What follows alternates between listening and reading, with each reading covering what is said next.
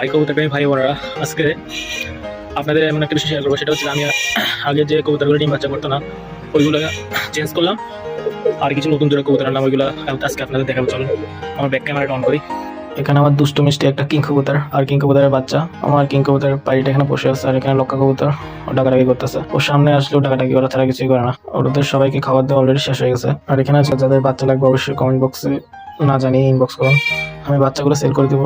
যদি অনলাইনে সেল নয় আমি বাজারে গিয়ে সেল করবো, সমস্যা না। একজন ভাই আমাকে বলছিল। আর এখানে আছে আমার অ্যাঞ্জেলটার জন্য পায়রা পাচ্ছি না। যদি কারো কাছে পায়রা থাকে আমাকে ইনবক্স করুন, আমি পায়রাটা কেনার চেষ্টা করবো। আর এখানে আমি নতুন জোড়া কবুতর কিনেছি শার্টিং, আপনাকে জানানো হয় নাই। আমার শার্টিং জোড়া কবুতর জোড়াটা দেখতে কেমন অবশ্যই কমেন্ট করে জানাবেন। শার্টিং জোড়া কবুতরটা কিনেছি আজকে 5 দিন যাবত, সরি 3 দিন হয়েছে। এই কবুতর জোড়াটা ডিম বাচ্চাগুলো অবশ্যই আপনাদের দেখাবো। আর এখানে আছে আমার নতুন আরেক জোড়া কবুতর, সূর্যমুখী কবুতর। এই জোড়াটা কেমন অবশ্যই কমেন্ট করে জানাবেন। ওরা যদি ডিম বাচ্চাগুলো, ওদের ডিম বাচ্চাগুলো কেমন পরবর্তী ভিডিওতে